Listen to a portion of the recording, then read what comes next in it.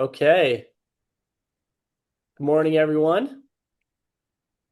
We're going to give it about 2 minutes here to let everybody trickle in, and we're going to get started.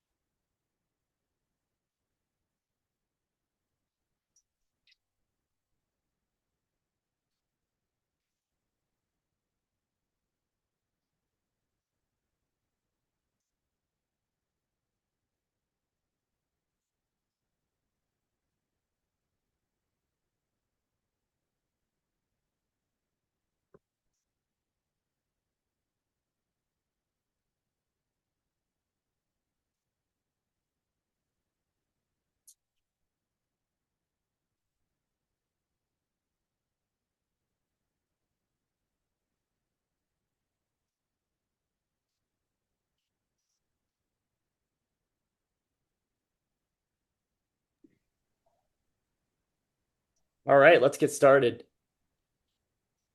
We have a special webinar presentation for you today, educational session, about a topic that is really just rushing in right now, really in an unprecedented time. Everybody hears artificial intelligence, AI, infiltrating personal, business, very useful, but also carry certain liability, certain risk, and a knowledge set that people should have about these tools.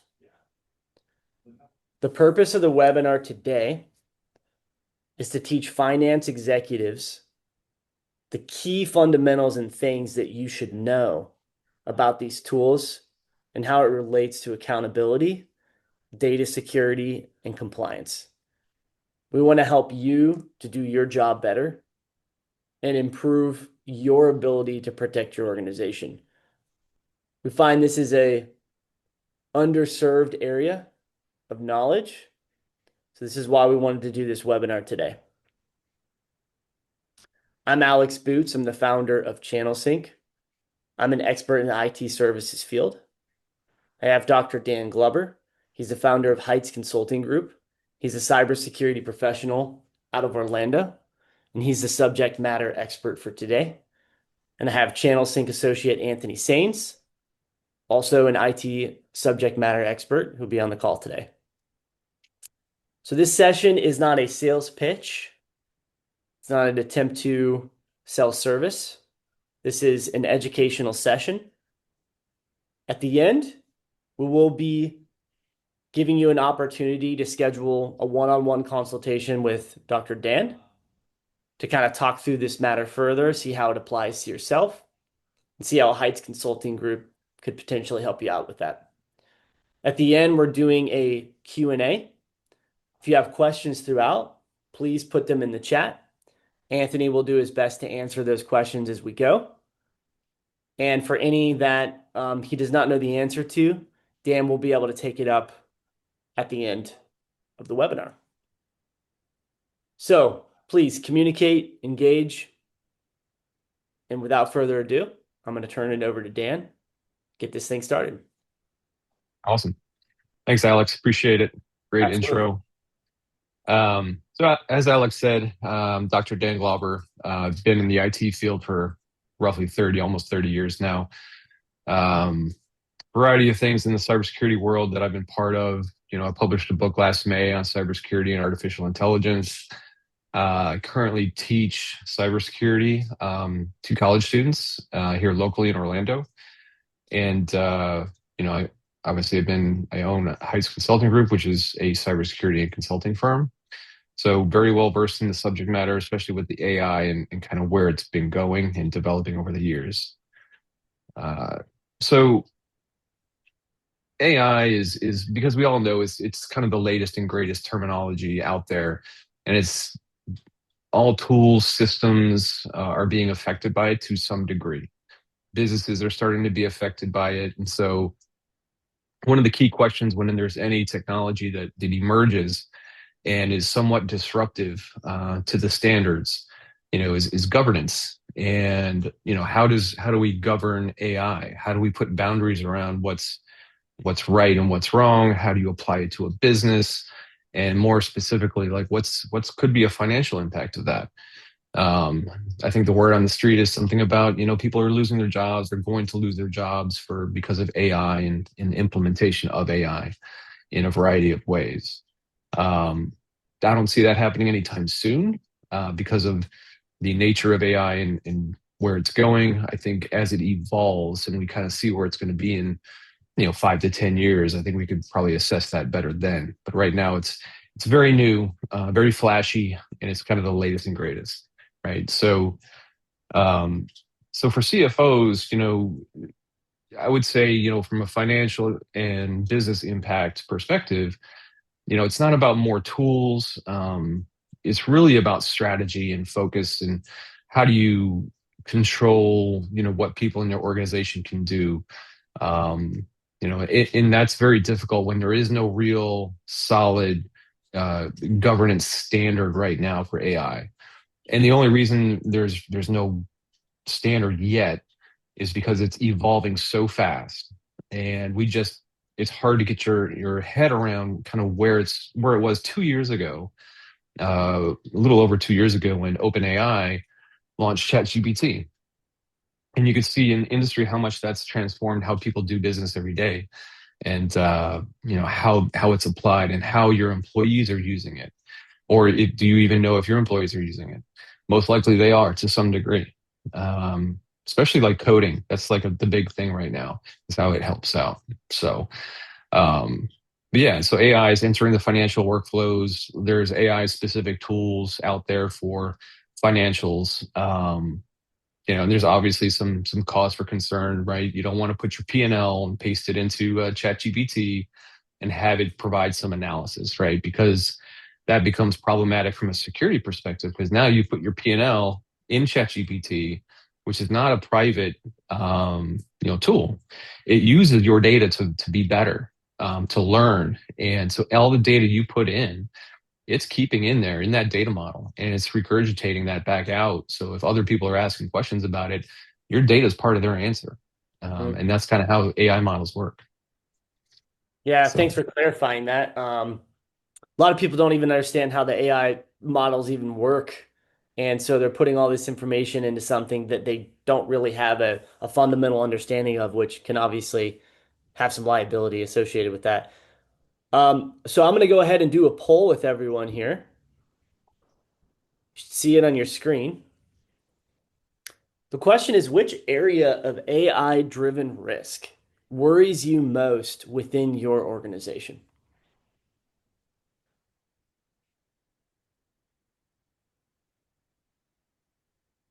Okay, good. Got one answer.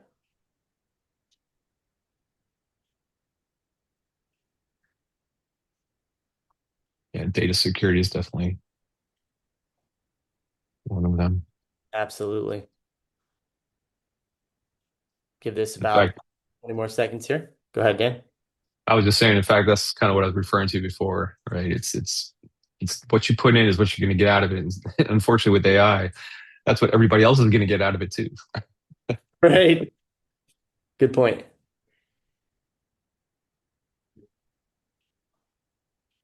All right. So it looks like data security, unauthorized data export is the biggest concern, which definitely lines up with our session today. Yep. All right. Over to you, Dan. Yep. So how CFOs actually talk about AI, and I think Mhm. this transcends beyond just CFOs, but um, I'm terrified of the liability, right? So auditors won't sign off on an audit. We don't understand the risks. and nobody knows what they're doing. All very true and valid concerns, right? So being terrified of liability is mostly because of the unknown, right? You just don't know what you don't know. And with AI, it's like I said, it's moving fast, and you just don't know what it's going to look like in 5 or 6 months, let alone 5 or 6 years. So the liability is huge because if you're putting data in, who knows where it's going to go in 6 months? Um, Being audited using AI, that's becoming a newer thing these days. There's a lot of compliance standards out there that handle IT broadly. You have your NIST standards, your 800 series, your CSF, which is your cybersecurity framework, your CMMCs out there, and they all kind of govern how you do IT, which is very important. But they don't really handle things like AI and the importance of securing data on that front. So that's an important part of it. And not understanding the risks. It's more than just putting the data in and possibly being exposed. I mean, that is a risk, right? But there's more to it than that. Also, nobody's really they don't know what they're doing. People see a shiny new object, and they're going to play around with it. They're going to see how it's going to help their jobs. How can you spit out some more? Maybe it's on the marketing side, which is a huge part of AI, and how it really got. I think, in my opinion, how it really blew up is that just content creation in general is huge, and it did such a phenomenal job at it right out of the gate. It just blew people's minds, and other pieces and parts of that have evolved. Beyond content creation, mathematical questions or coding just being able to code an app with a couple of prompts is kind of crazy. But there's limitations to it all. So, but CFOs aren't confused about AI's capability. They're worried about the exposure, just like Mm. everybody should be, right? So, do you have a question? No? Okay. So they understand the technology can deliver value, right? Just like what I was saying. But they like the controls, there's in the frameworks to deploy, responsible in a regulated environment. So if you're in some type of regulated environment, HIPAA standards, if you're doing contracts with the government, you're CMMC compliant, how does that apply in those environments? And Mm. that's something that's still being worked out today. Yep.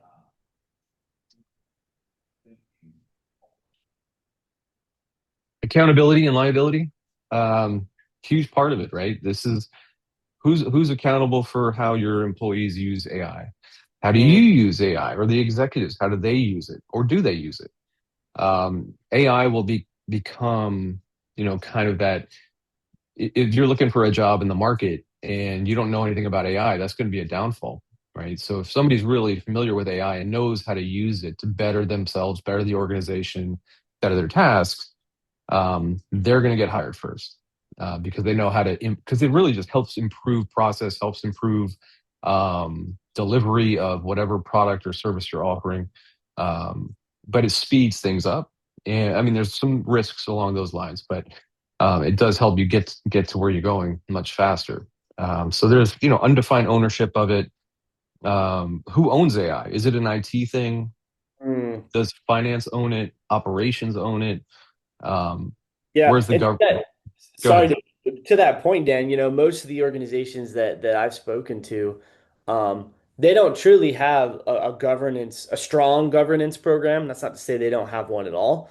Governance meaning, how does their IT infrastructure and their data align with their business objectives, and how do you keep that compliant, really? Let alone the introduction of these large language models, LLMs, like OpenAI's Hmm. ChatGPT, where your data is going into a server that does not belong to you, and you are Right. not explained how is that information stored, how is it protected, who has access to it, and we're kind of like in the wild, wild west here of using these kinds of AI models, from what I see. Oh yeah, definitely. And what you're seeing today is kind of what we saw back when the internet came around in the 90s. It's the latest and greatest shiny tool out there, so it's making an impact for sure. But if Hmm. you look at how it evolved with the internet, dial up to, and now we're, fiber and in high speed internet. It had to evolve over time.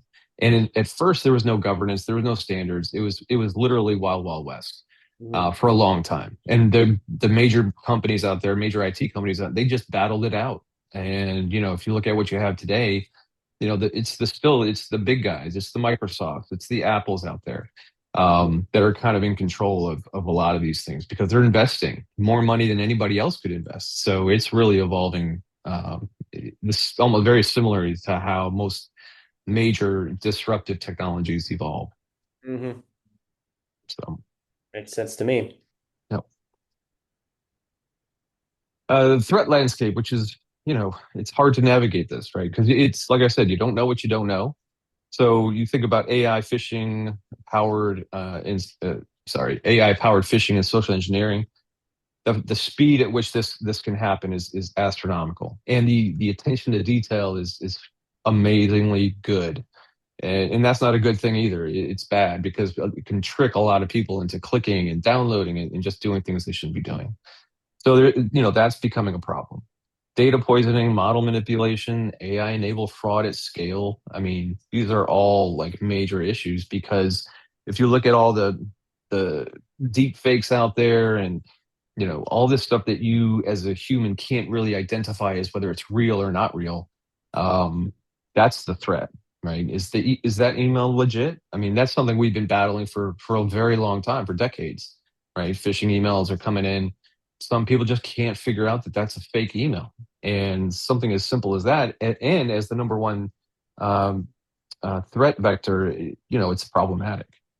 Mm. Um, yeah. And I understand that even, malicious actors have figured out how to exploit the fact that AI is used from a cybersecurity perspective. So, for the people on the call today, for our audience, if you've spoken to a cybersecurity company before, you've probably heard them explain we have AI-driven tools that will help detect threats, whether it's behind your email, your email filter is using, heuristics or like, threat hunting tactics to kind of find out Mhm. what's going on. Well, now what's going on is malicious actors are exploiting the fact that the AI systems exist, and because they're not humans, they don't think contextually, they can input bad data into that system, into that threat detection system, and actually make it trick itself. Yeah.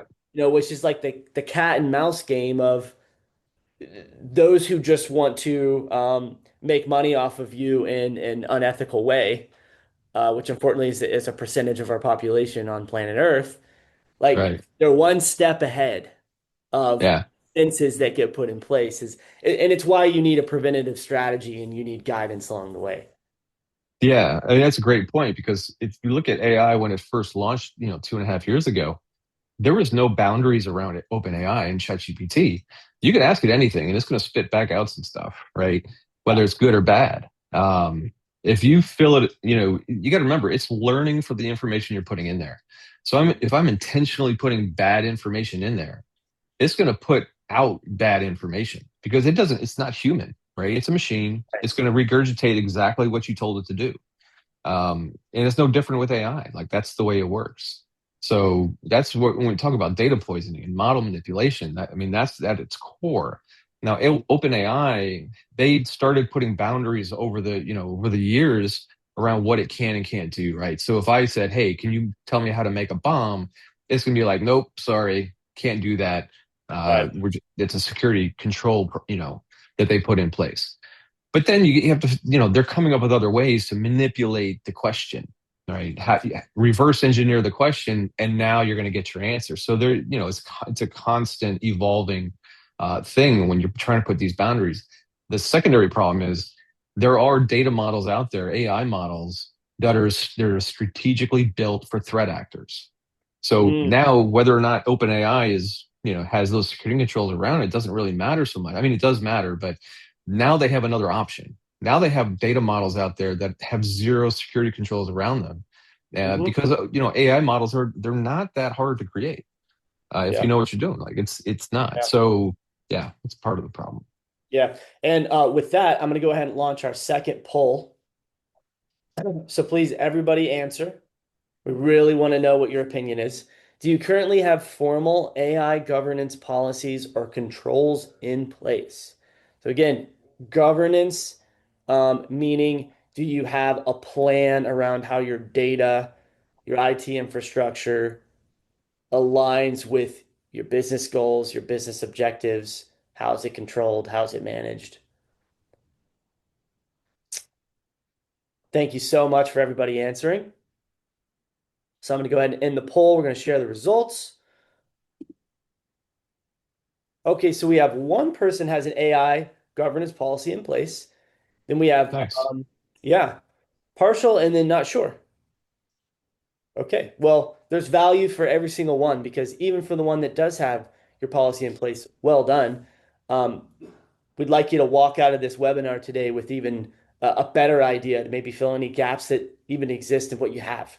And for the others, yeah, pay attention because um, we want you to be secure and protected. 100%. Yep. Oh, sorry. I can do that. I think we're about to get into some exciting stuff here, Dan, with this. Yes. Okay. Yeah, the good stuff, right?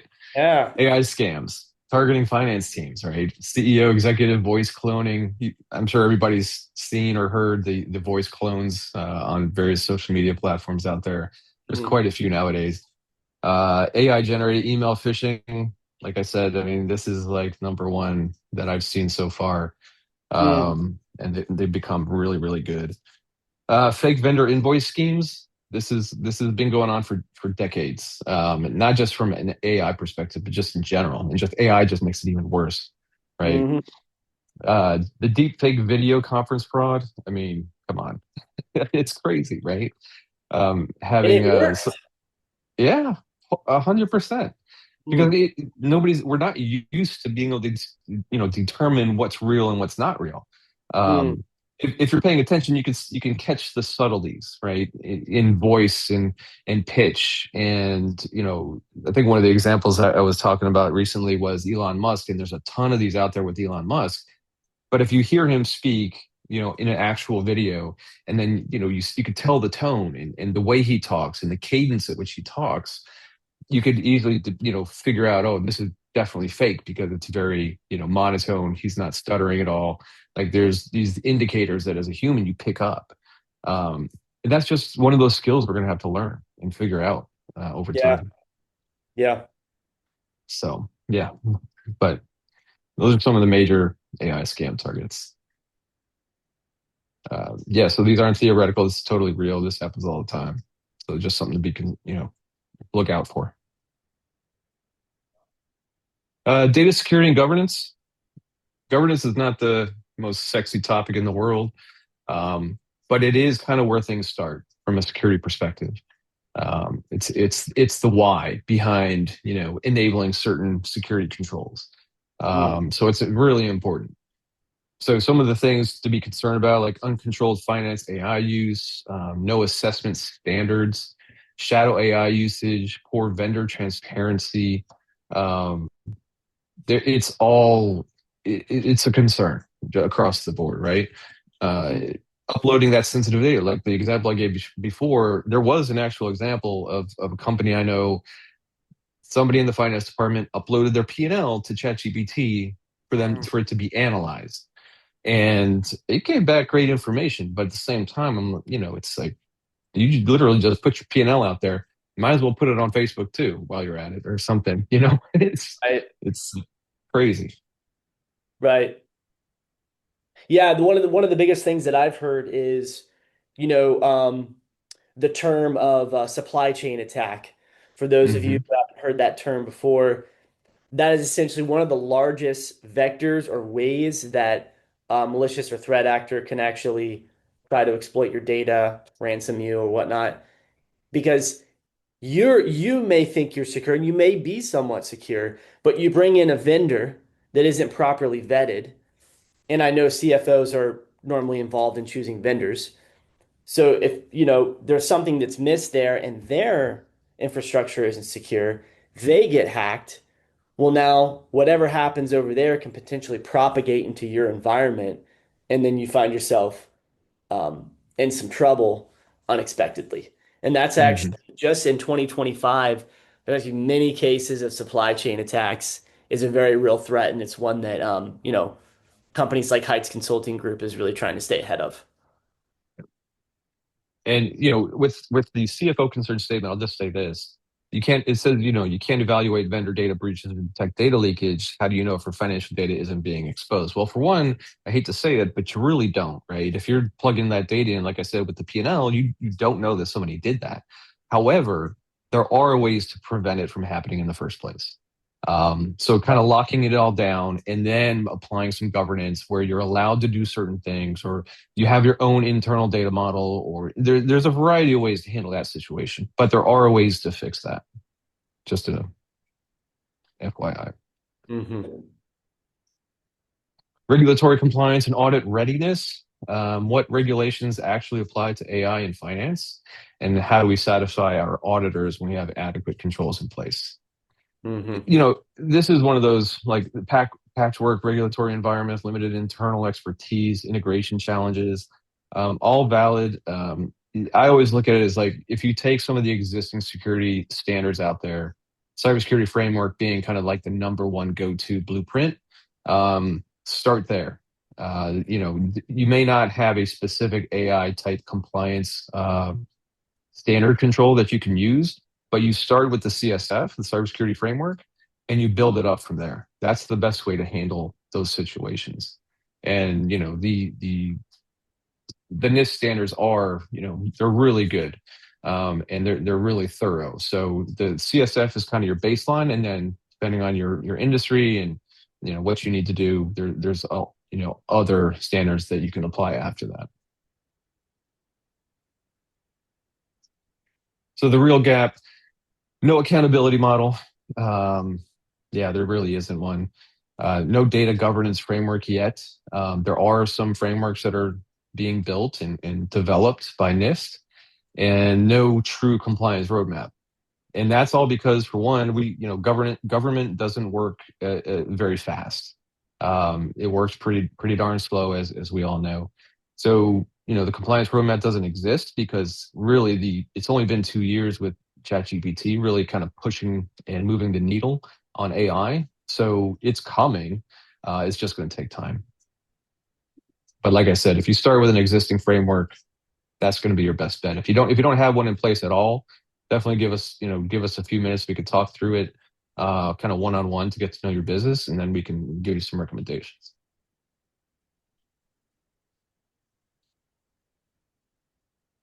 So, what about us, and how does this apply? So, you know, when we came into this, our concept was more business focused, more strategic in how we approach IT. IT in general, what you're going to find out there is you're going to have an MSP or MSSP, um, who's going to come in and say you need X, Y, and Z. They're going to give you a list of items: email security, endpoint detection response, SOC, EDR, like all these fancy names and line items that you're going to see on an invoice. There's nothing wrong with having those services, um, but the challenge is, do you need them? Like, what do you need? What don't you need? So our Mm. approach is totally different. We're like, okay, here's what you actually need. Here's what you're doing well. Here's where the gaps are. All right, let's get you to a point now where you have a good security layer around you, and then we can build it up from there. So our goal is really to help your business become more secure, not just one time, but over time, right? Because security is changing all the time. You can't just plug in a security service and think you're good to go. If you're going to take an MSP service, plug it into your network.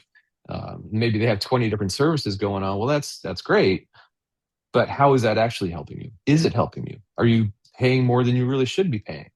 Maybe because you don't need all 20 services, you only need 10 because you have ways to implement others. So it's really about looking under the hood, understanding what you have, what you don't have, and then making a true assessment and roadmap for the future on what you need to be doing. and kind of gets you ready not only from a technology perspective, but budgetary reasons. Like, here's what we think we're going to be spending in Q4 of 2027, right? So always thinking ahead and trying to align that with a really good roadmap to get you where you need to be, especially when it comes to compliance standards and audits. Yeah. So Yeah, and as we go here for the audience, if you'd like a one-on-one with just a complimentary one-on-one with Dan to kind of go over this and how it applies to your organization, drop it in the chat. Anthony will be make sure to schedule that with you. Now, before we move on real quick here, I know we got some more slides, but one thing that I see just to add to that, Dan, is a lot of IT companies will claim that they handle cybersecurity very well. I've been yep. in this space for the better part of a decade. The thing is that a small fraction of them actually know what they're doing. And so what you get is a cookie cutter line item kind of thing that Dan was describing of here's your tools, I'm going to sell you some tools, I'm going to say you're secure. The difference with these guys is that um, this is what they do specifically and only. So, I encourage you to, if you do have anything in your mind of kind of not sure what my IT team is doing, or we're not really sure what's going on, kind of get yourself knowledgeable and educated by talking with a company like Heights Consulting Group. Okay, we can move to the next one, Dan. I appreciate it. Is Yep. that the last one? Oh, no, here we go. So what does this actually mean Right. for CFOs, right? Um, Risk mitigation, right? So we understand what risk mitigation is, figure out what your risks are, determine what you're willing to accept, what you're not, and kind of go down that road. Regulatory compliance, if you're in an industry that requires that, that's something to take into consideration. Uh, what is your confidence in being, passing an audit? Something else we would have to look at. This is non-tech specific stuff. Like, this is business related process and improvement areas where Hmm. technology is simply the tool that we use. Like, it's the hammer and the nails. It's not the blueprint of the house, right? So we reduce audit risk, strengthening compliance posture, controlling AI usage, which is probably what I think to be probably the number one priority for a lot of organizations. Defensible governance, and obviously avoiding legal exposure. All Hmm. part of governance piece, right? Um,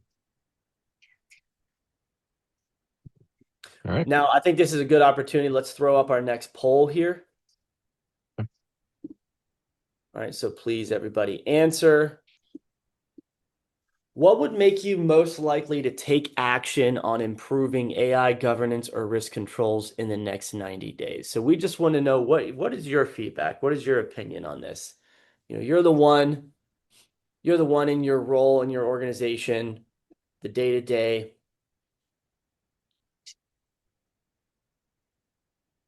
Mm-hmm.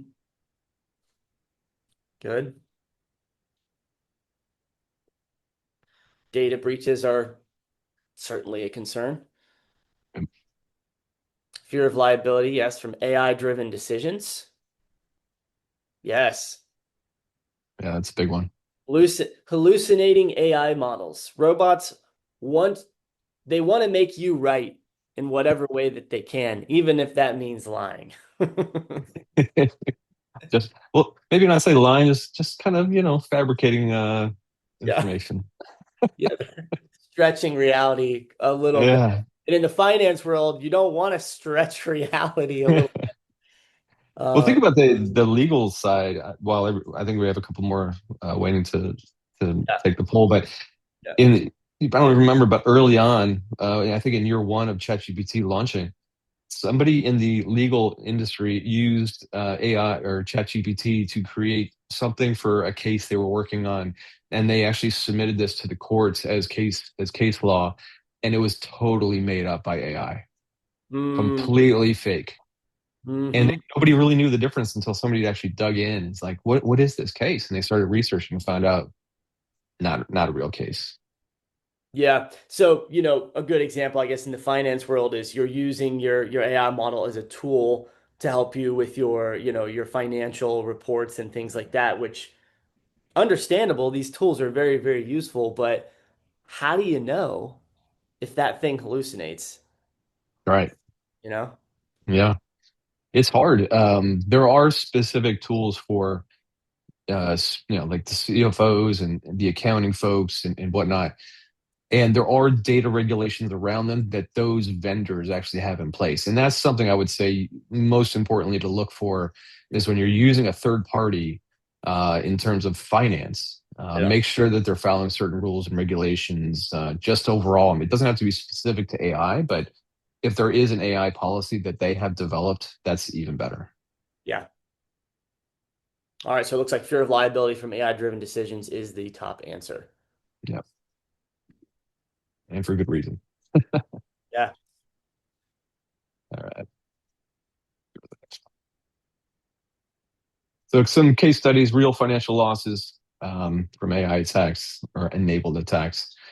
25 million deep fake video conference scam. Yep.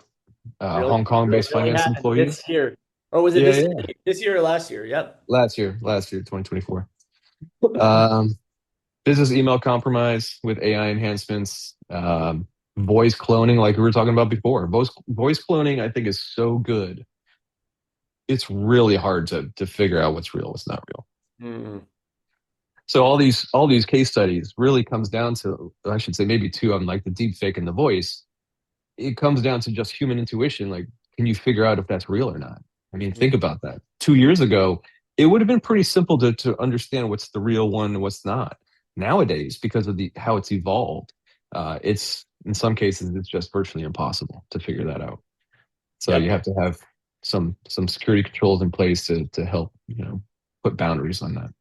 And I think the message to the audience here too is, this stuff is only going to get better at a rapidly accelerating rate. If you're Yeah, familiar with Sora, which is OpenAI's ability, generative like video and photos and stuff, I mean, the stuff from last year to today is completely different.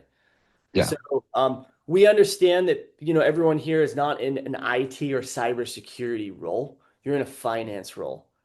So that being said, obviously, CFOs could get pulled into a risk-related topic from an IT team or from an area that isn't quite being governed correctly. So that's kind of the purpose of why we want to show you some of the attacks or some of the things that are happening so that you from your role can um I like to use the word be a little more feel more cause over what's going on versus feeling the effect of what could happen. yeah. That's kind of important, right? Because we're talking about, and like it says in the bottom, right? It's a human trust. It's a non-technical vulnerability. If these were technical vulnerabilities, they'd be fairly simple to actually patch and kind of control. But Yeah. it's relying on human emotion, and that's always been the case. That's always been the biggest security concern, both before AI and with AI. Yeah, Dan, one of some of the biggest attacks this year have been from employees downloading third-party AI tools from Hmm. online. I don't know if Microsoft Store, maybe I can't say that for sure, but downloading Yeah. these apps that are being created at a rapid rate, that the security of these apps and the source of them is kind of unknown. And some of them have been injected directly with malicious code and malicious viruses. And Hmm. that has been some of the most common stuff. It's not necessarily like some complicated attack on your network, but Right. really simple stuff that's kind of hidden under the hood that just gets in there. And this is Yeah. part of the problem. Right. Yeah. Yeah. You can create an app. You don't have to be technical. It's Yeah. crazy. Yeah. Where should you start? With anything, you have to inventory everything you have, right? So inventory all AI in use, what's being used, what are your employees using? Because they're going to go to a browser and they're going to use some AI tool, probably ChatGPT or Gemini or some of the other big ones. But figure out what's actually happening. So you have to talk to the employees, figure out what works for them, how they're using it, if they're using it, all those kinds of things. And then mapping accountability. Like who's going to own this for the organization? There Mm. has to be an owner. Somebody's got to own this and manage it. Hmm. Could be the IT, could be operation, could be, depending on your business. That's something you would have to answer. Implementing data governance controls, aligning with a framework like CSF, like I talked about earlier. and establishing audit evidence. Evidence and documentation is key to any audits, any governance, anything like that. I know we love our documentation. I'm not great at it, but um, it's absolutely essential, especially when you're providing evidence to an auditor saying, "Hey, look, this is what we're actually doing. Here's my evidence as to show you this is exactly what we're doing," and just maintain that for for a long period of time. Yeah, many cyber risk claims get denied just because people aren't documenting correctly what's going on. Hmm. It's a very weak point that I find with a lot of organizations. Yeah, no, 100%. AI adoption, yeah, it's accelerating, right? And I think we all see that in the marketplace. Governance, compliance, and accountability are not.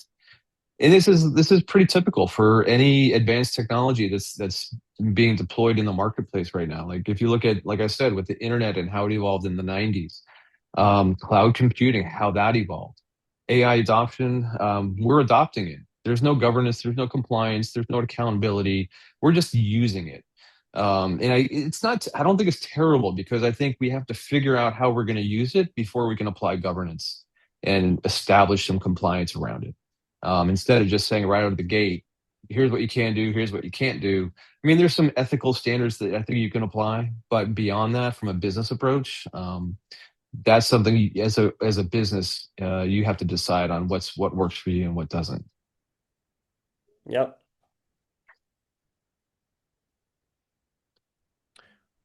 All right. So again, we're holding consultative sessions for anyone who would like that, just to kind of go in the ins and outs. Dan has many things he could do to kind of make it easy for you to understand if there's any risk for you and what gaps might exist. If you'd like to go ahead and schedule something, Anthony is here for that reason. He can get this booked for Dan. Other than that, we want to open the floor to any questions that you guys might have. You don't have to have questions. It's totally fine not to have questions. But if you do, we're about education, so we'll let that trickle in here. We're going to go ahead and complimentarily book you for our next webinar. We are doing somewhere in the whereabouts of the end of January. And this is going to be about communicating cyber risk to boards and executives. So really, we're on a bit of a campaign of translating this technical stuff into actual business and administrative decisions. And what are the things that you should care about? What are the priority items? What are the things that are not quite as important? And, because we all know that budgets are tight, even for bigger organizations. We know that you don't have huge amounts to spend on your cybersecurity and risk plans necessarily. And we know that this is more about revenue protection.